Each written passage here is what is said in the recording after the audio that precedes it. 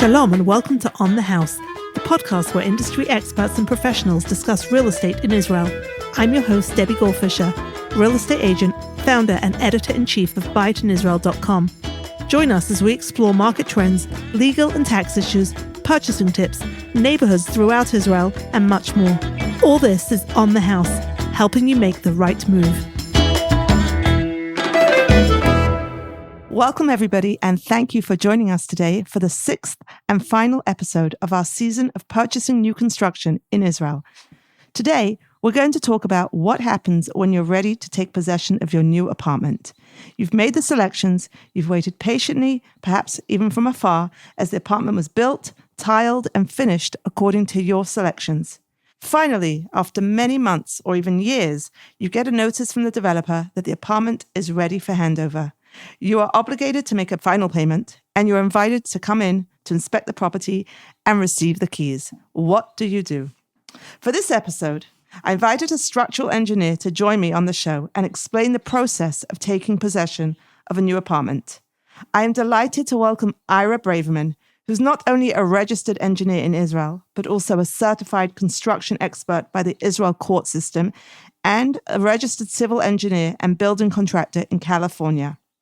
Ira made Aliyah from Los Angeles in 1992 and has inspected over 1,000 homes throughout Israel, a large number of which were new homes bought directly from the developer. While we can talk for hours about structural issues, standards, and legal matters related to construction, the focus today is on new construction. And with that, Ira, welcome to the show. Right. Thank you for the invitation, Debbie. Such a pleasure. I really appreciate you coming, and I appreciate your time. So before we get started, Ira, tell us a little bit about your profession and how you got into this and what made you move from Los Angeles to Israel to do this. The year is 1957. Go back, it shows you how old I am. And the Russians shot a satellite into orbit.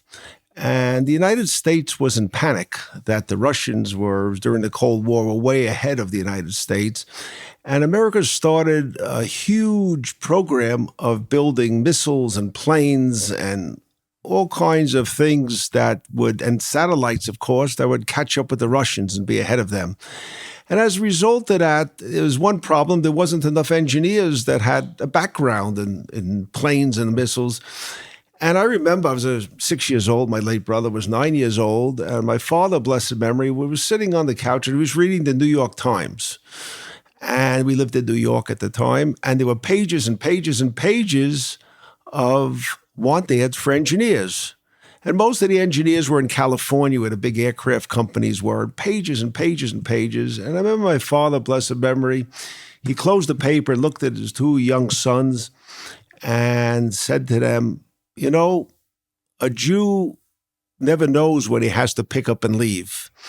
He remembered the Holocaust. Everyone of the previous generation remembered the Holocaust.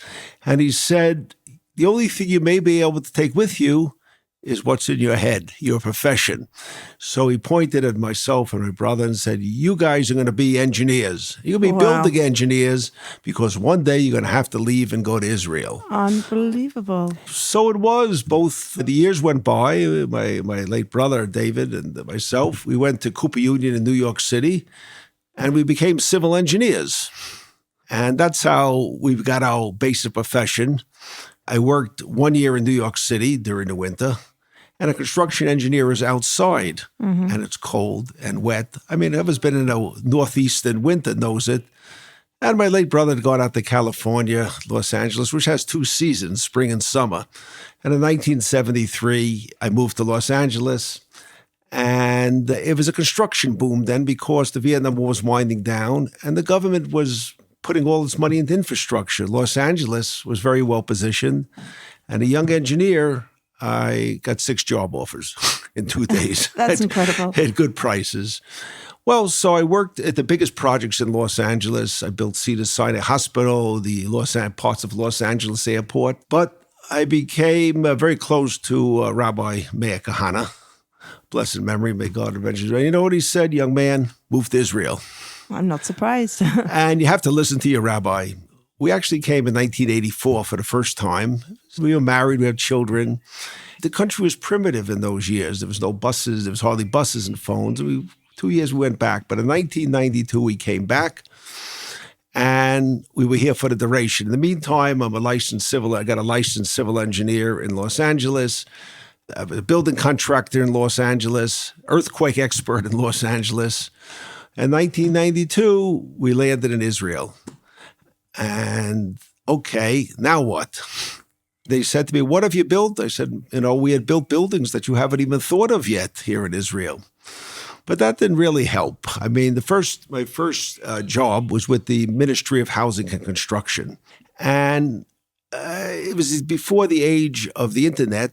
And I put a resume in the fax, came right down. They said, please come down right away. What was their problem? In 1990, 91, 1 million Russians had poured into the country when the Soviet Union collapsed.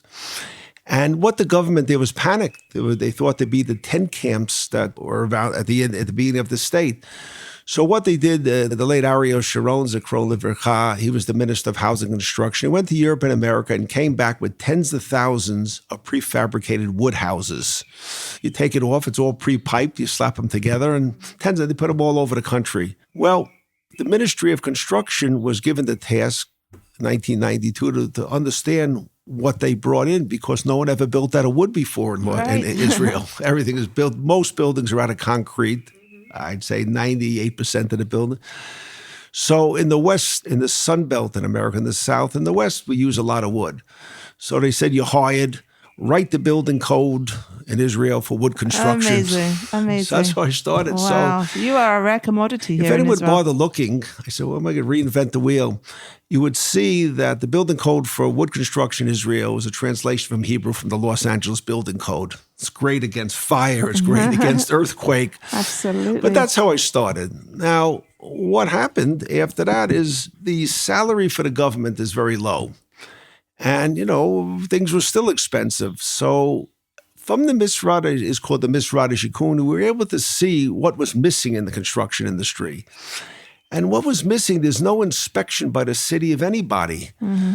So when a developer builds a building, builds a new project, it's very nice. The developer, who's generally the financial people, they hire a contractor. Now you have to understand, this is a very important thing. They hire a contractor who in turn hires subcontractors. The developer often hires a supervising company who works for the developer. But there's no independent inspection by the city of anybody. Like if you come from New York or Los Angeles, inspectors. So the result of this is somewhat problematic because there's not a trained workforce in Israel like you may have the unions in the United States. And as a result, the level of work in this country ranges from good to poor and somewhere in between. And at the end of the day, you as a purchaser comes to a place and the developer says, okay, my apartment is ready for occupancy.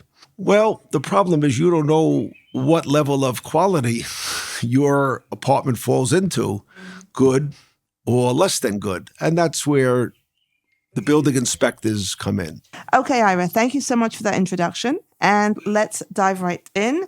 So somebody has received a notice from the Kablan. They've been told they have to make their final payment and they can come in and take possession of their apartment.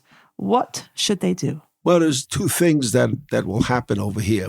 One of the latest things that happens is you, the buyer, will not be dealing with the developer itself. You very often will be dealing with the contractor who built the place. Mm-hmm.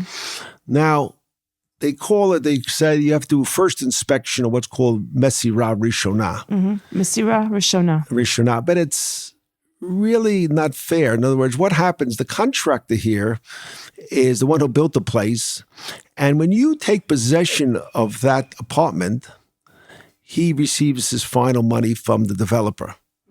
Now, the problem exists is that the contractor is interested in getting out from under the apartment as quick as possible. Sure. And what happens if you, as a layperson, come to look at the apartment, you may not notice that the apartment is not quite finished.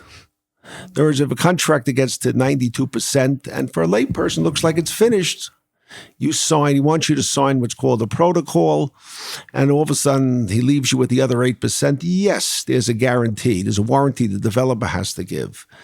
And I'll talk about that in a minute. But the problem exists is that you as a layperson may not know the place is finished or finished correctly.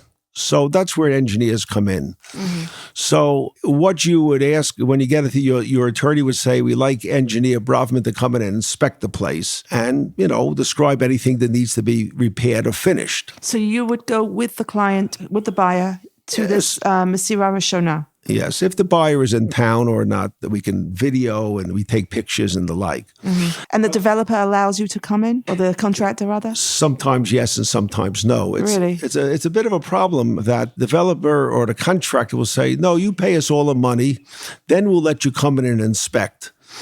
It's a bit of a difficulty now because if you owe the developer money, he's more inclined to do fixing and repairing as opposed to working under the warranties. Let's just explain what the warranty, under what's called the law of sales of apartments, 1970. If you buy a new place from a developer, you have 1 year guarantee against all defects. And you have 2 years guarantee against what's called burst pipes, leaking pipes, 3 years guarantee against what's called ritivut, which is a very important word. It means water intrusion from any source, and 5 year guarantee against structural problems. And in order to enforce those guarantee rights, you have to put the contract in writing. Many times people call them, well, I called Shlomi, I called Saeed, I called this one, and he didn't come. No, to enforce your rights, you have to put them in writing. So sometimes a developer says, no, you sign off here, and then we'll give you the keys to the apartment. Now, you need to talk to a lawyer. Sometimes you have no choice. I don't know how each contract's different. Mm-hmm. So it might actually be an idea then at the signing, when you're negotiating the legal agreement, to have included that you can bring in an engineer before you make the final payment. Absolutely. Now, they may agree to it and they not. Most people don't know that. Many lawyers don't know that. It's a secondary level of, after you've taken the apartment, it's a secondary level of strength you have to fix the apartment. But let's give the developer and contractor the benefit of the doubt. So they say, great, the place is ready. So now, generally, I would ask the attorney, send me what's called the mifrat techni, which is the specification, which you're supposed to receive with your purchase agreement, which explains in detail what you're supposed to get in terms of your apartment. This much cabinets, this kind of cabinet, this kind of floor, every detail, this level of electricity, this kind of door, everything in your apartment. And then a plan if the apartment is useful to show the layout of the walls and the like. The other thing I asked for is, did the building receive what's called Tofas Arba, very important, which is a certificate of occupancy issued by the city that says that all the fees have been paid, that the relevant authorities like the FIDBA have checked out the building, and that the engineer and architect of record on the building permit have signed that the building is built properly, the apartment is built properly. Now, if that Tofas Arba is issued, it means that you can connect to water and electricity and gas also. So that's a very important milestone. Now, in the event if that Tofas Arba hasn't been issued officially, you're not allowed to occupy that apartment. So those are the three things I would ask your attorney to provide: a copy of the Tofas Arba, the mifrat techni, which is the specification, and a plan of your apartment. That's before we start. Okay. So then we make an appointment with the representative of the contractor or developer, and I'll walk through the apartment and room by room, and the inspector looks at every aspect of the building. One, architecturally, we want to see that the walls are in the right position, that the finishes are proper and professional. We look at the structure to see if there's any cracking or the building settling and the like.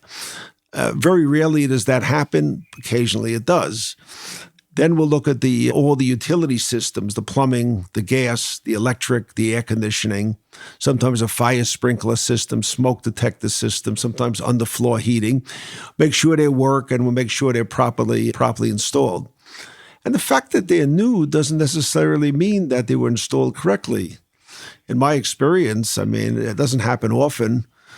a brand new places. This was in Bet Shemesh. I opened up an electric shutter, and the electric panel blew itself to bits. Oh my goodness. and there was some sort of short, something was miswired in the electric panel. And mazel as I wasn't anywhere near it. Wow. And it's as not even though supposedly everyone's checked it out, everyone's signed off, that doesn't mean everything was installed correctly. That's where the engineer comes in. From my experience, I also look for, especially for water coming in from balconies. They don't know how to waterproof correctly from showers, the shower floors, and often water gets out. It's called ritivut. Mm-hmm. In short, the engineer then writes up a full report, doesn't sign, tells the buyer. Excuse me, I'm just going to stop you there. So 1 second. So you spend, I guess, a couple of hours? Yes. In the new apartment. You do a walk around, you compare what you're seeing with what's in the purchase agreement and the technical specifications, the plans. You make sure that everything is built and finished according to the agreement. Let me add, we also look at what's going on around the apartment. I was going to say, yeah. Yeah, so for example, in let's say an elevator lobby. Mm-hmm. The public spaces. There are things that affect this apartment, like a fire hose reel or sometimes a water tank, or water piping that's related to this apartment, maybe the whole building. Mm-hmm. So you want to look at those things that they may be related. Let's say a pipe's leaking in the hallway. That's hot water for the whole building. Some of the systems are what's called common. So that also has to be noted. Then we look at the parking lot and the storage room and the bike. Anything related to this apartment, either specific to the apartment or around the apartment, has to be looked at and checked. And in terms of the public spaces that are general to all of the residents, do the residents generally bring in an engineer collectively to check these spaces? Very rarely. Very rarely. Very rarely do they do. And that's a shame because everyone in the building has liability. Mm-hmm. So let's just say, for example, there's the stairs leading up to an apartment are built incorrectly and heaven forbid someone falls. The building is liable. Many times the building committee doesn't understand that and doesn't get insurance for the building as a whole. And then one day they get a surprise. Mm-hmm. That's another thing that every buyer should be aware of, is the building taking care of their own liabilities in terms of insurance and repairs. There is one thing every buyer should know, that we're an earthquake country here. Mm-hmm. Well, Israel is vulnerable, not only from our own fault line, which is called the Dead Sea Fault, but also from the Mediterranean. There was an earthquake in Turkey in February 2023, and buildings in Tel Aviv and Rehovot and Bnei Brak shook. We felt it. They felt it. Oh, they claimed there was no damage, but occasionally I get calls, Engineer Braverman, why is there cracking on somebody's outer walls now? It wasn't there last year. Wow. So, it's easy for everyone to wave their hand, but every homeowner should know you have to buy earthquake insurance. It comes generally with the property insurance. You need to ask that there's an earthquake component. And what you should try to do is get the deductible down as low as possible, from 2 to 5%, because the regular deductible is 10%. And get a big insurance company like a Clow or Migdal that'll be there, customally in the event. Absolutely. Good. Okay. Thank you for that. So you've done the inspection, you spent a few hours, you said ideally the homeowner should be with you, but if they're not able to, then you can do it, through video technology as well. And then what happens after that? So then sometimes what happens is the developer will give me a paper. It's called a protocol paper, in Hebrew, protocol, and they want you to sign off. And what I always write is called Mitzuraf Hadoka Mandes. Attached will be the report of the engineer. Signing off, but with the attachment that... Well, in other words, at the time of the inspection, they'll generally hand me a piece of paper. It says, sign here. Oh, you sign? Sometimes, yes. Or sometimes the lawyer or sometimes the client. And what are you signing? And that these are the little things, the little tiny things that need to be fixed, little painting here. And that actually, you lose a lot of your rights at that point. Mm-hmm. Once, we'll fix that little sticky door. But the engineer, if apartment is not finished, the list might be 20 to 50 items long that need to be fixed. So you lose your rights if you don't list those? If you don't list those, you lose a lot of your rights. Well, you broke it, or it comes out, well, oh yeah, the faucet's leaking, but you did it. I see. So it's very important, and that's why it's very, very important that if you can get the engineer in before the actual takeover, it's to your advantage. You want these things fixed and finished before you move in. I was going to say, so what happens? You give them this list, or you say, as you said, the attachment is, as so part what I do is the lawyer has to send it to the contract, to the developer, not the contract, because your contract is with the developer. He gets a report in Hebrew. Generally, the client can get it in English too. We do it in both languages. And in principle, the lawyer's cover letter says, "Dear Mr. Developer, when you've finished all these items and your engineer, every developer has his own engineer, signed off that he's checked these things and said they're complete, then the client has a right to come and re-inspect or accept the engineer's. They have personal liability. Do you go back for that second? Sometimes yes, sometimes no. Okay. Sometimes if there's things that are relatively minor, even there may be 20 things, a sticky window, a sticky lock. Okay, you can see that for yourself. The homeowner may be able to see it for himself. There's something that's more complicated. I suggest to the homeowner, I need to come back, generally related to water intrusion. And how long do they usually take to make these fixes? The big problem now is there's no workers. There's a lack of workers. And new buildings that are opening up, sometimes it's taking them months to finish. So can the home buyer say, okay, I'll take possession, but on condition that you fix these? Well, once you take possession, you've gone into the stage of warranty as opposed to construction. It's a different level. And it's also more inconvenient if you're living in the place. You have workers banging on your door at 7 a.m, 2 p.m, whenever they come to fix and finish. When does that new phase actually begin? At what point? The day you accept the keys. The day you accept the keys. Okay. Right, so in this first Misirah Rishonah, like the first walkthrough, if you're not happy with it, you don't accept the keys. In principle, no. But you can't take possession of the apartment. It's a bit of a problem if people are under pressure to take the apartment. Which very often they are. They are. Then you take the apartment out tonight, and they really don't care. Give me the money, and then we'll get around to fixing it sometime. And there's no way to say we'll take possession, but we don't want the clock to start ticking yet for the warranty. Not really. There's no way you have no around choice. Once you've taken possession, the developer's very happy. He gets out of the Arnona. You release the bond, the guarantee bond, and it starts the warranty period.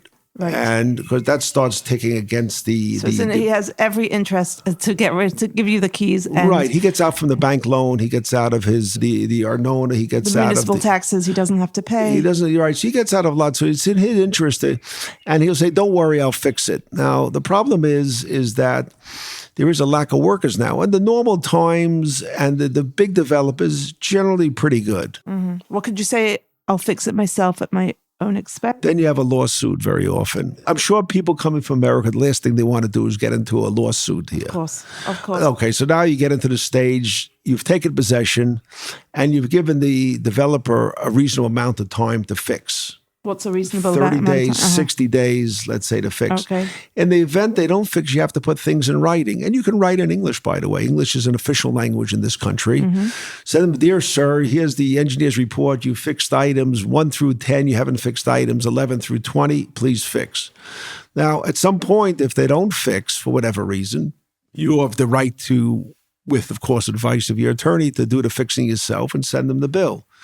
And if they don't pay, you have a lawsuit. That's just the way the system. You lose the warranty if you do the work yourself. You don't lose the warranty because they didn't fix. They've abandoned their warranty, and you fix the problem too. So there's no issue.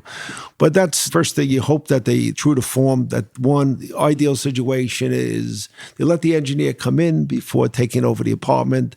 They fix whatever needs to be fixed. They finish whatever needs to be finished, and they hand you an apartment that's complete and ready to go. Mm-hmm. That's an ideal situation. Ideal, right. So from your perspective, once that's happened, you're out of the picture? Well, if everything's fixed, there's very little for me to do. Now, what about things that, you don't pick up on, not because you're not professional, but it's humanly impossible to see everything until the apartment is lived in and the people above you live in it, and you're using everything. It's impossible to see everything. Well, I have a pretty good, I must pat myself, I have a pretty good track record, but occasionally when you have difficult weather, heavy winter, sometimes water gets into places. That's usually the biggest problem where there wasn't water before.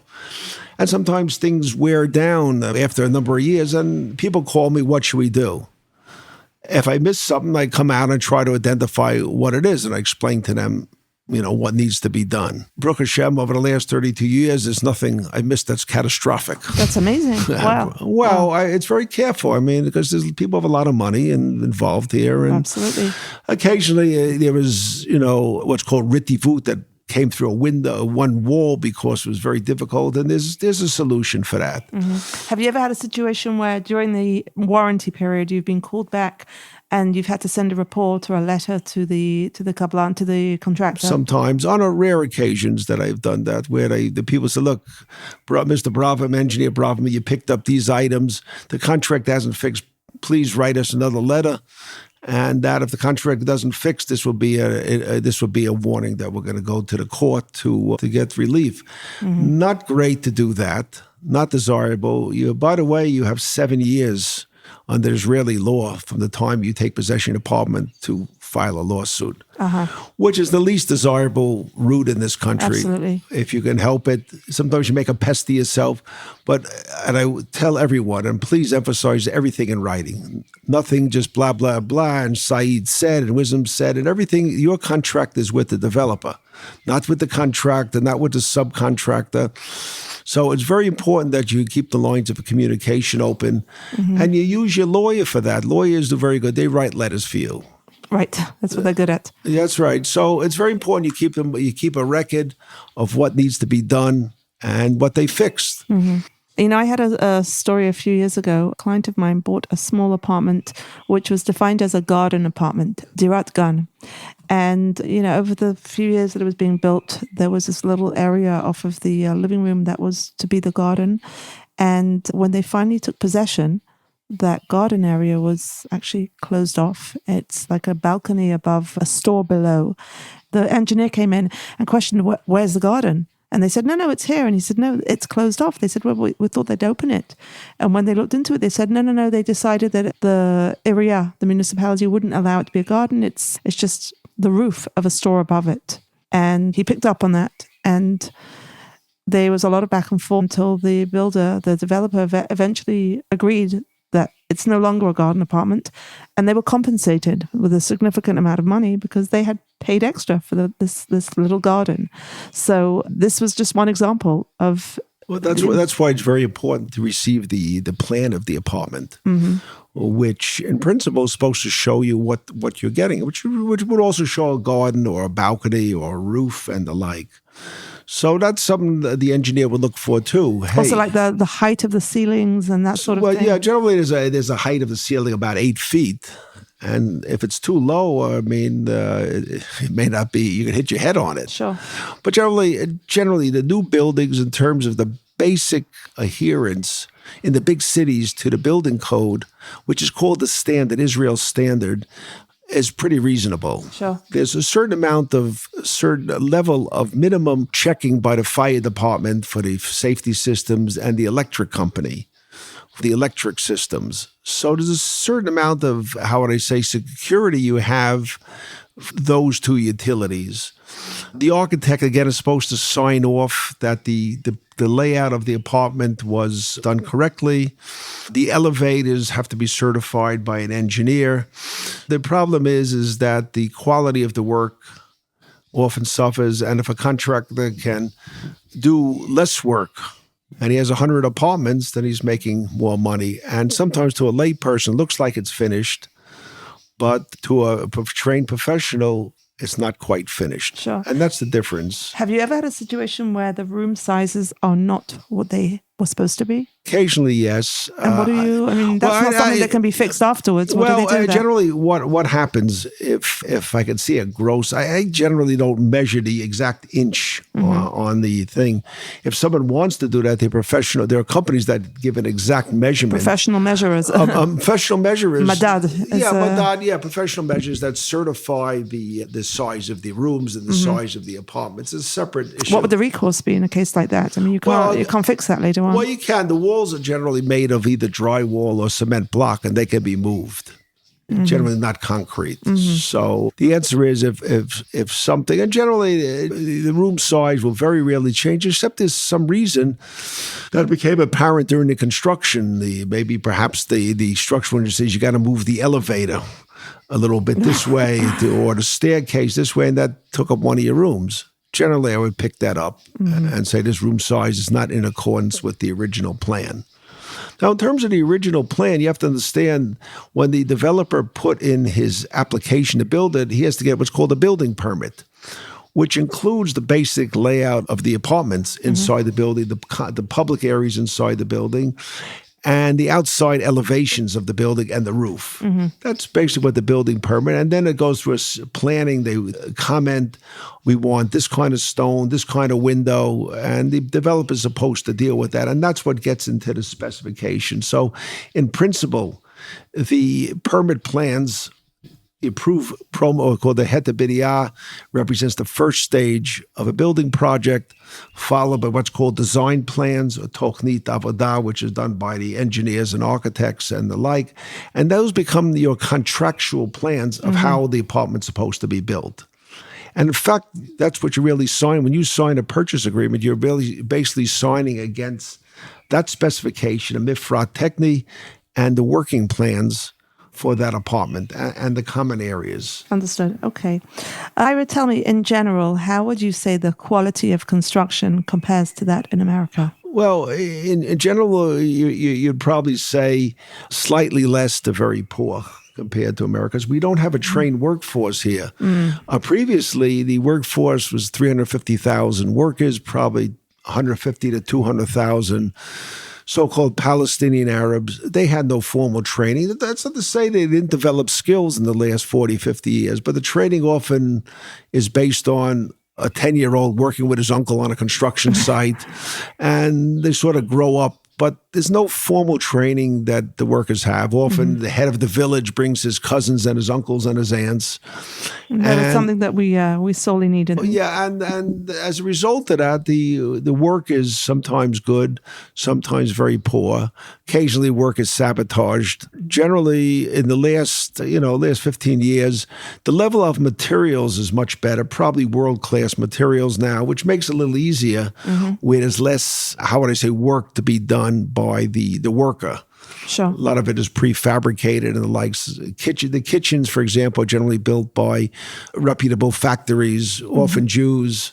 The electricians are generally Jews, air conditioners generally Jews. So you have a little less problem with the sabotage. So-called wet trades, the concrete, the tile, the walls are generally done by the Arab population, Arab workers. Right, and that is something that we are working hard on in this country to resolve and bring in other workers and hopefully bring in homegrown workers. Well, we hope so. Israeli workers and that have training at the level of the American craftsmen. Sure. Sometimes what happened, this is kind of important, sometimes the developer will give you, the client, a credit, let's say, for the kitchen and allow you to bring in your own kitchen. Right. But you have to understand there's more to a kitchen than just cabinets. Developers, I'll give you a credit of 10,000 shekels, you bring in your own credit. But what he doesn't tell you, part of his obligation is still in place. In other words, you bring the cabinets in and a countertop. His obligations includes hooking up the sinks, putting in the backsplash, the electric plugs. So even if you bring in your own kitchen, your own countertops, your own sink, your own faucets, your own backsplash, he is responsible to install that? He's generally, yes. And you have to Not the cabinets, though. The cabinets you buy from a kitchen company, let's say Regba, and they'll put the cabinets in. Right. But the layout of the electric plugs, layout of the water, layout of the gas. He's responsible for that. He's responsible for that. And many times the contractor says, oh, you're responsible. The backsplash above the counter. Now, it's very important when you write that purchase agreement, in the event you take that credit, your lawyer has to be very, very specific to put in the contract what still remains as related to the kitchen. Right. Now, although it's a little bit difficult because very often people sign the contract and then they start working with designers and project managers, and only then do they realize what they actually should have signed. But moreover, it's very important that in doing so, you should have picked out your appliances and give the designers what's called the technical sheet, which shows the level of the electricity, the type of plug, and the locations of the electric and gas and water hookup for that particular appliance. So it's very, very important. People don't realize it. Just probably 2 weeks ago, we looked at a place in a very upscale building in Jerusalem. Beautiful places. And the contractor, very nicely, if you have a self-cleaning oven, you need behind it what's called an industrial plug. It's a big, heavy plug with a lot of electricity. Well, it's very nice what the contractors did. They put this big, heavy plug where the little range top is. And they put a little small plug where the self-cleaning oven is. Now you plug in that self-cleaning oven, you're going to blow the electricity. And that big industrial plug for a little range top, which needs very little electricity, is going to do nothing. Are they not near each other? No, they're going to have to take apart the cabinets and take apart the wall to move the thing over. You can't run an extension. So let's think about this. How could this have been avoided? Before they made the purchase, they should have already known what appliances they were buying and where they're going to put them. But that's not always practical. You don't have to do it the day you said. The day you signed, there's nothing there. You have time. Right. But within a reasonably short time, understand if you're going to take over the kitchen. Now, you become a contractor. This thing, in a sense, you become the contractor. Once you take over the kitchen yourself, you need your lawyer to specify what remains with the contractor. 2, you have to pick out your appliances and be able to give the contractor or the contract developer, whoever's designing, the technical specifications related to the appliances, because every kitchen is built around the appliances. Absolutely. Refrigerators, ovens, and the like. So it's very, very important you do that as soon as possible. You have time. I mean, where the thing comes in is when the walls are up in the rough, which is you generally block a drywall. The contractor needs that information, where to position all the utilities. So people don't know that. They I'm going to be a kitchen, I'm going to bring regular, and then disaster happens, as such happened over here. This big, heavy industrial plug. They have to take apart the kitchen, take apart the walls, crazy, and have to move the plug over to where the self-cleaning oven is. Crazy. The other thing you have to know that if you have appliances that do take electricity, sometimes the builder in his front will not give you electricity to handle it. For example, the levels of electricity in this country, generally they'll give you what's called 3-phase 25 amps electricity. Now, that's enough. That gives you 75 usable amps of electricity. And generally, it's enough for most apartments. But what happens, motors, when they first start up like a car, they take a lot of electricity. And once they're running, they take less. Now, think about this. Let's say you have a self-cleaning oven. A self-cleaning oven, when it's really working, takes 3 times 25 amps. Well, then you turn on an air conditioner, your electric panel's overloaded and it shuts off. Well, I can tell you, before Pesach, I put on my 2 ovens on self-clean and the whole house. You haven't got enough electricity. And it blew. So I had to do one at a time. Well, you can actually burn up your wires too. You can spend thousands of dollars to replace it. If it kicks back, you melt your wires. So you need to have someone, sometimes the guide, your interior designer, or sometimes an engineer, and a call can be made to an engineer such as me. He said, I want to put in these appliances. The levels of electricity generally at the very minimum is called 1-phase 40 amps, which is very, very minimal. A small apartment, perhaps with 1 air conditioner is sufficient. Most apartments now got 3-phase 25 amperes. The next level is 3-phase 40 amperes. Next level is 3 times 63. Next one is 3 times 80. So it's really a good idea when you're building a home to bring in somebody like Ira, an engineer who understands electricity, who can help you plan accordingly for your personal electrical needs. Personal, including the air conditioning systems. Right. I know someone's on an Erev Shabbat. We have air conditioning running on 2 floors. We have the washing machine, dryer, ovens, urn, and platter. Everything's going, and guess what? 2 minutes. Blows. So you have to understand the electricity is like a glass of water. 3 times, let's say 3 times 25. Well, this appliance takes 3-phase 12, and this appliance, like a washerman, takes 3 times 8. And there's only so much that the glass can contain. And that's it. And after it drops to protect itself. Sure. The other thing you have to know, and this is very important for all Americans, the Americans, Canadians, the electric in America is one. And the British. And the British is 110 amps. No, the British is different. Israel, it's 220 amps, 220 right. volts. I'm sorry, volts. That's like Britain. Yeah, in England. Now, you have to understand, 220 volts is, if you get a short, it's deadly. 110 volt will sting. 220 volts can kill. God forbid. So I teach your children that when they plug in, take some plug-in, they use one hand and make sure it's their right hand. Because if it's the left hand, if there's a short, it goes to the left side of the body. It can hit the heart. God forbid. No, it's a very important thing. It's very important. It's part of the training. Every homeowner should know where the gas shutoff is, where the water shutoff is. The other thing, use your right hand, and you plug in. Use your hand face down like this. You plug it in this way. The reason is if there's a What do you mean by face down? Your hand goes like this. You take this when you plug in. You should notice you plug in like this.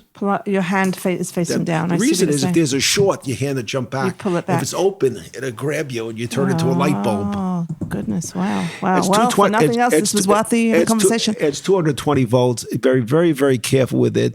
Gas also, you got to be there's gas many times. They have a gas heater, gas furnace. Don't play with it. If you smell gas, you call the gas company right away. And generally what will happen, people don't realize it, is that many times the developer will turn over the apartment without the gas being connected to your oven and the like. So then you have to call the gas company to make the final connections for you. And every 5 years, under the law, they have to come out and inspect the gas connections. Absolutely. So as the engineer, you're not actually inspecting the gas. If it hasn't been installed, you can't. It would be a recommendation that when you take over this appliance, please call the gas company. Here's the gas company. There's about 5 different companies here in Israel to make the final connection. Right. And remember, every 5 years they have to give you an operating permit that the gas is connected properly. They actually change the hoses and they have a little date right on the hose that tells you. So that's it. Fantastic. Ira, this has been incredible, so helpful, informative, and insightful for all of our listeners. And I think it's just another... You might advise the listeners, too, if they have questions, to call ahead. I'm going to say. And I think this is just another example that shows us how important it is to hire the right professionals when you're buying, building, and taking possession of a home, and especially to work with people that you understand. It's important that you understand the language, they understand you and your needs, your culture. And I will include Ira's contact information in the show notes below. If you have any questions or you want to hire Ira, by all means, reach out. And Ira, before we close this conversation, I'd like to know, where in Israel do you live and what do you love about it? Well, it's very, very suburban. Where is it? Where is it you live? It's called Givat Zev, which is where Jerusalem ends. Givat Zev begins. It's very suburban, which is just fine. Very quiet neighborhood. It's a mixed neighborhood. Probably now, I would say it's probably becoming more religious. A mix of Hasidim, Bnei Yeshiva, Kippah Sruga. Beautiful. And everyone gets along with each other. There's actually 90 shuls now in Givat Zev. Wow. It's a city? It's considered to be? Well, we're actually trying to become a city. We have 21,000 residents. The new mayor is going to apply for city status. And we're what's called the northwest anchor of the Tarbat Eish, which is the ring of fire around Jerusalem. That was actually laid out in 1967. So it's a very pleasant community. It's Jerusalem, the atmosphere of Jerusalem, but it's like a suburb. And the property, the owner is about 60% of what it is in Jerusalem too, Fantastic. Which is another. What do you like most about living there? The people, wonderful people. Everyone gets along. Beautiful. And we help one another. That's one amazing. Family. And finally, Ira, if you were to move to a different part of the country, where would you go and why? Well, I'm not going anywhere. At my age, next stop. Oh, yeah. Okay, but if you were to buy a second property, where would you buy? Some of the most beautiful areas are in the Shomron, believe it or not. We need more Jews there. Oh, I love that. And I hate the word settlements. They're cities. I mean, Absolutely. Cities, we have beautiful communities. But if you're a younger person, I advise you get nice places, beautiful communities, a lot of places for children to play and grow. And you help settle the land of Israel, which is a very big mitzvah. And to build in the land of Israel, it's a mitzvah, a great mitzvah in itself. Beautiful. And to buy a home in Israel is a mitzvah, a big mitzvah. Buy a home and settle the land. And with that, I thank you so much. And I wish for everybody that's listening that you should be able to fulfill this mitzvah of buying a home and settling the land in Israel. And I hope that this has helped you all. Thank you so much again, Ira. This has been such a pleasure. Thank you for inviting me. My pleasure. Thank you for listening to On the House. If you enjoyed this episode, make sure to subscribe and share it with your family and friends. You can also visit buyitisrael.com, where you can find news, market updates, guidance, and much more on real estate in Israel. That's Buy It in Israel, BUYIT in Israel.com. If you have a question or a specific topic you'd like us to cover on this podcast, please email us at the address you'll find at the bottom of the show notes. Whether you're thinking about Aliyah, looking for a home or a haven, or wanting to support the Israeli economy, now is the time to buy it in Israel.